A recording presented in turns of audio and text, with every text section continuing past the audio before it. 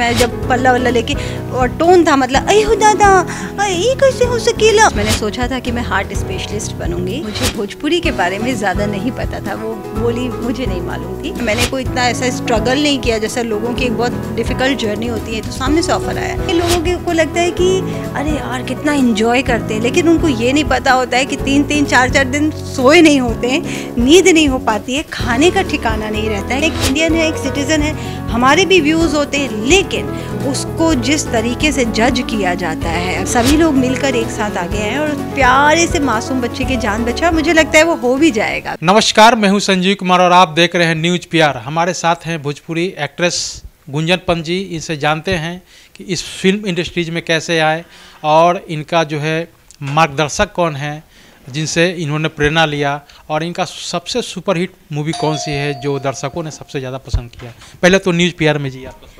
जी बहुत बहुत शुक्रिया। न्यूज़ पीआर देखने वाले सभी दर्शकों को मेरा प्यार भरा नमस्कार जी। इस फिल्म में आप कैसे हैं? देखिए, मैंने कभी नहीं सोचा था कि मैं एक एक्ट्रेस बनूंगी। मेरा जो फैमिली बैकग्राउंड है वो बहुत ही डिफरेंट है।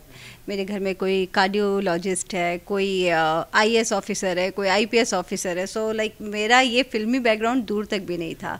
And even I wanted to be cardiologist. मैंने सोचा था कि मैं हार्ट स्पेशलिस्ट बनूंगी और मेरी वही पढ़ाई भी चल रही थी, बायो की स्टूडेंट थी। लेकिन इट्स ऑल अबाउट डेस्टिनी, जो नसीब में लिखा होता है वही होता है। और हाँ, एक चीज़ है कि बचपन से डांस करने का शौक़ था, एक डांस में थोड़ा सा इंटरेस्ट था, लेकिन वो जो किया करते थे वो just as a hobby, you know, जो एक बच्चे लोग अपनी खुशी के लिए, अपनी रुचि के लिए करते हैं। तो उसमें वहाँ के जो लोकल, मैं भोपाल से हूँ, मेरी परवरिश वहाँ हुई है, तो वहाँ पे कई बार होता था कि जो प्रोग्राम्स होते थे उनमें पार्टिसिपेट किया करती थी। तो ऐसे करते करते करते मुझे ऑफ़र मिल गया एक म्यूज़िक वीडियो का, वीनस का, मुंबई में। तो वहाँ जब मैं शूटिंग के लिए आई तो उन्होंने ऑडिशन लिया और सेम डे फाइनल करके बोले कि नेक्स्ट डे मॉर्निंग आपका शूट है।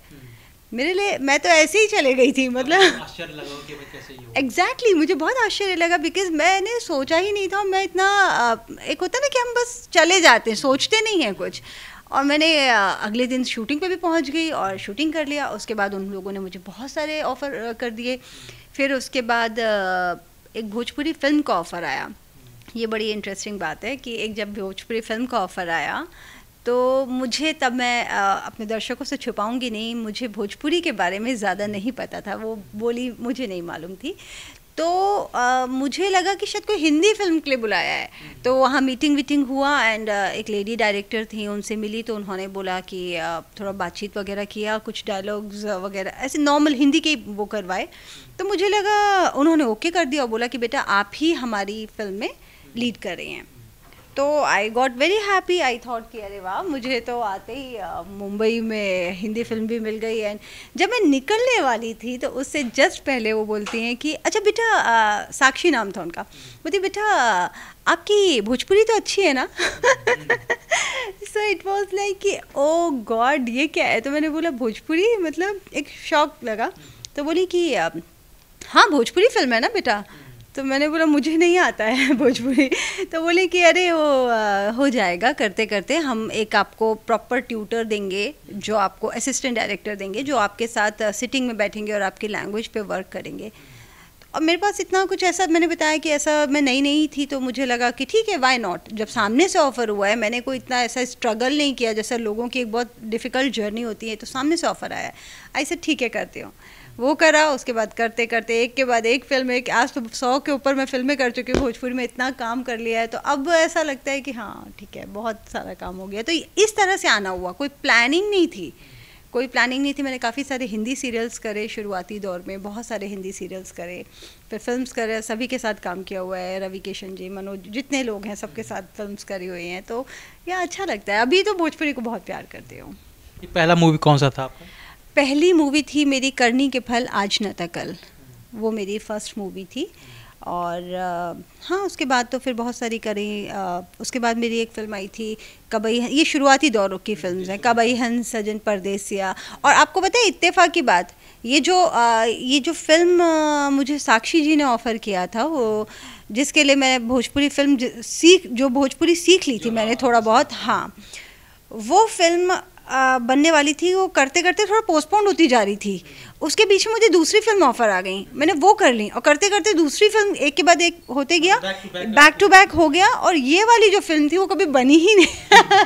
तो मतलब एक अलग ही, एक बड़ी रोचक सी कहानी है। तो इस तरीके से शुरुआत हुई और अभी तो बहुत ही सारा काम कर लिया है। तो आपका सबसे सुपर हिट मूवी कौन सा है अभी तक का? जो बहुत सारी फिल्म्स हैं जिसमें दर्शकों ने बहुत सारा प्यार दिया। मेरी जोड़ी रवि किशन जी के साथ लोगों को बहुत पसंद आई, जैसे कि एक मेरी फिल्म थी मार देव गोली केहू ना बोली। फिर मेरी एक बहुत ही प्यारी मूवी थी जिसमें फिल्म वॉज एवरेज, फिल्म बहुत बड़ा धमाल ब्लॉकबस्टर नहीं था, बट मुझे उसमें दर्शकों ने बहुत ज़्यादा प्यार किया क्योंकि पूरी हीरोइन ओरिएंटेड फिल्म थी।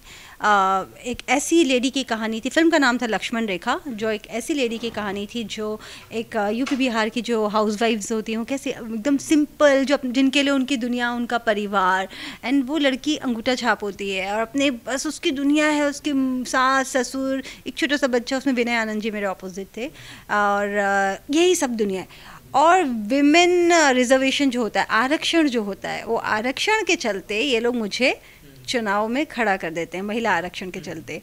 और वो लड़की, उसकी जर्नी एक अंगूठा छाप से होम मिनिस्टर बनने की, बहुत ही पावरफुल रोल था उसमें मेरा। उसके बाद अभी मेरे कुछ समय पहले एक सीरियल आ रहा था जी गंगा पे, जो लोगों ने बहुत पसंद किया।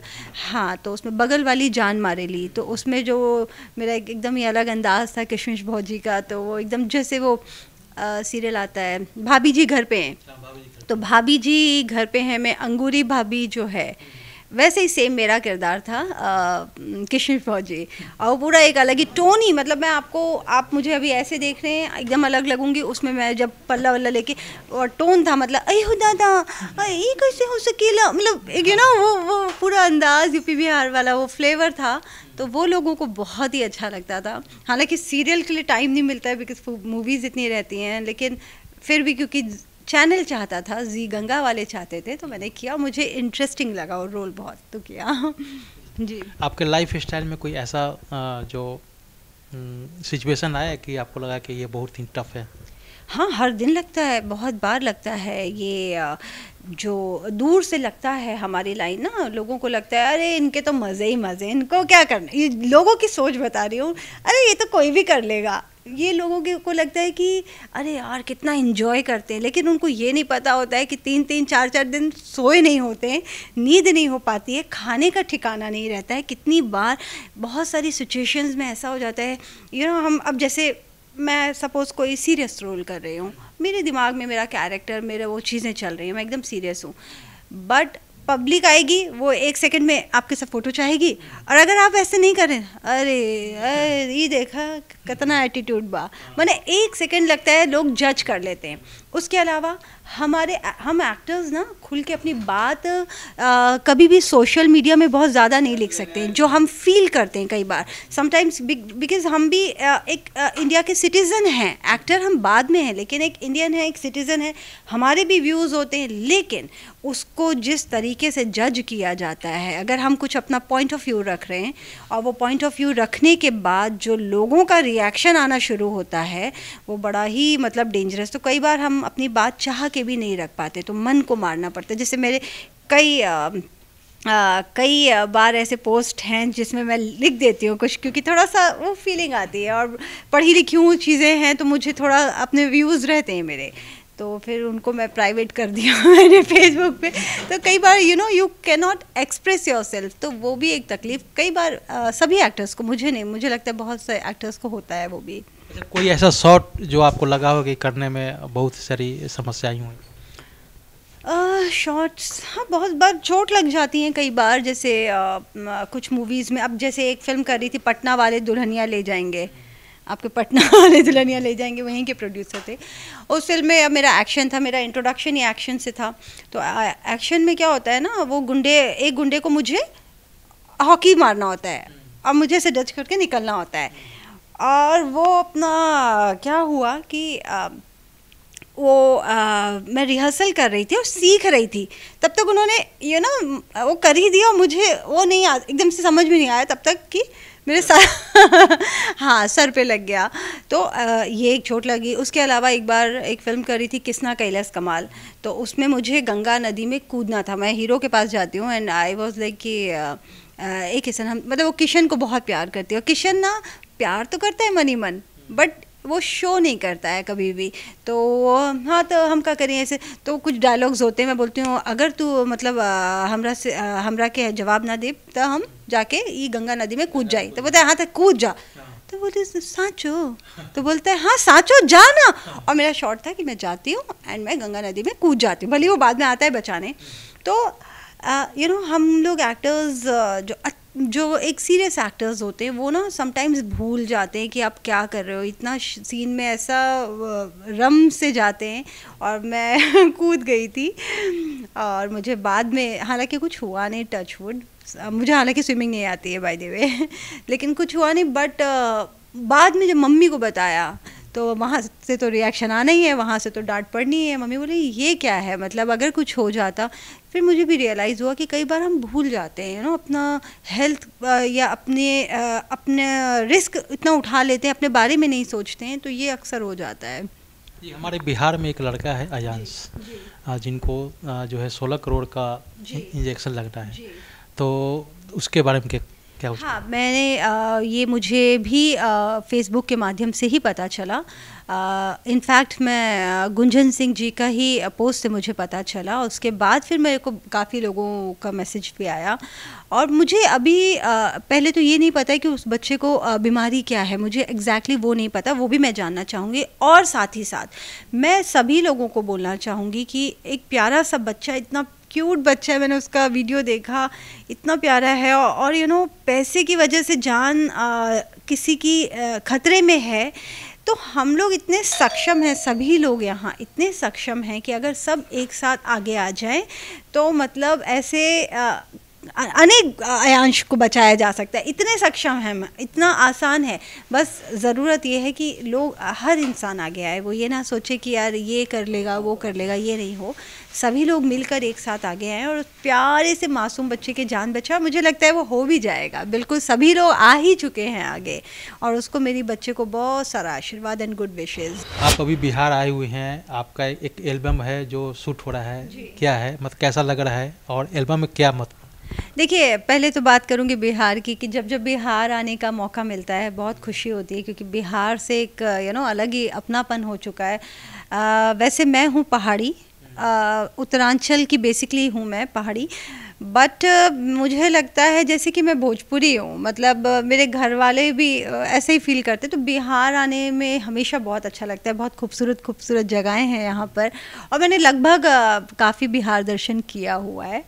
यहाँ की चीज़ें खाने में बड़ा मज़ा आता है, यहाँ की मिठाइयाँ, और ख़ास तौर पे कि जो मौर्या होटल के पास में एक स्वीट्स मिल का शॉप है, वहाँ इतनी अच्छी अच्छी मिठाइयाँ मिलती हैं, तो मैं बहुत इन्जॉय करती हूँ। और रही बात कि अभी मैं किस विशेष काम के लिए आई हूँ, तो एक एल्बम का शूट कर रही हूँ जिसके सिंगर हैं गुंजन सिंह जी। उनके हम कुछ गाने कर रहे हैं, और जो अभी गाना शूट हो रहा है वो बेहद खूबसूरत है, बहुत ही हार्ट टचिंग सॉन्ग है, लोगों को बहुत पसंद आएगा। कई बार ऐसा हो रहा है कि गाना सुनते सुनते मुझे ग्लिसरीन की ज़रूरत ही नहीं पड़ रही है शॉट देते हुए। और सबसे खुशी की बात है कि जिस तरह से मैं उसका पिक्चराइजेशन देख रही हूँ, जनरली क्या होता है कि गाने को बहुत लोग आजकल जो भोजपुरी में चीज़ें होती हैं तो बहुत जल्दी ख़त्म कर देते हैं, लेकिन इसका बहुत टाइम ले लेकर वो शूट कर रहे हैं, और इसमें तरह तरह के और भी एक्टर्स हैं जो सब प्ले कर रहे हैं अच्छे अच्छे रोल। जैसे कि एक हमारे बड़े ही अच्छे एक्टर हैं जो नेगेटिव इसमें मेन विलेन निभा रहे हैं, राजीव सिंह राजपूत जी।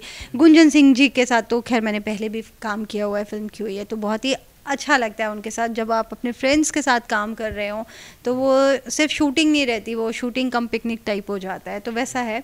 एंड सॉन्ग भी मैं यही बोलूँगी कि बहुत ही बेहद खूबसूरत सॉन्ग है। आप लोगों से रिक्वेस्ट है कि जब आएगा ज़रूर देखिए, और आप लोगों को बहुत पसंद आएगा। यस। एक दूसरा सवाल ये है कि अभी एक सॉन्ग वायरल हो रहा है, बचपन का प्यार, इसके बारे में कुछ? अरे इतना प्यारा लगा जब मैंने ये गाना सुना। और मुझे नहीं पता था किसका, एक बच्चा छोटा सा क्यूट सा बच्चा, आई थिंक वो छत्तीसगढ़ का है क्या, छत्तीसगढ़ का बच्चा है, हाँ। तो क्योंकि वहाँ के किसी मिनिस्टर ने, सीएम वीएम किसी ने उसको जी उन्होंने उसको कुछ फेलिसिटेट भी किया, तो वो मैंने देखा, इतना प्यारा लगा ना वो गाना, और मैंने उस पर रील भी बना दिया। जैसे ही मैंने सुना तो वो हम जो इंस्टाग्राम पे रील बनाते हैं, वीडियोस नहीं, शॉर्ट वीडियोस, तो वो भी बनाया एंड आई लव्ड इट। मुझे बहुत ही अच्छा लग रहा है, मैं उस पर 2-3 और बनाने वाली हूँ अलग अलग तरह का। बहुत ही प्यारा है यार। अभी एक अंतिम सवाल आपसे करेंगे कि आपका जो है जो आने वाली मूवी है जी वो कौन कौन सी मूवी है? कई सारी फिल्में, अभी मेरी रिसेंटली लॉकडाउन में 2 फिल्में रिलीज़ हुई। लॉकडाउन में मेरी एक फ़िल्म आई थी चांद जैसन दुल्हन हमार, वो आई। उसके बाद मेरी एक और फिल्म आई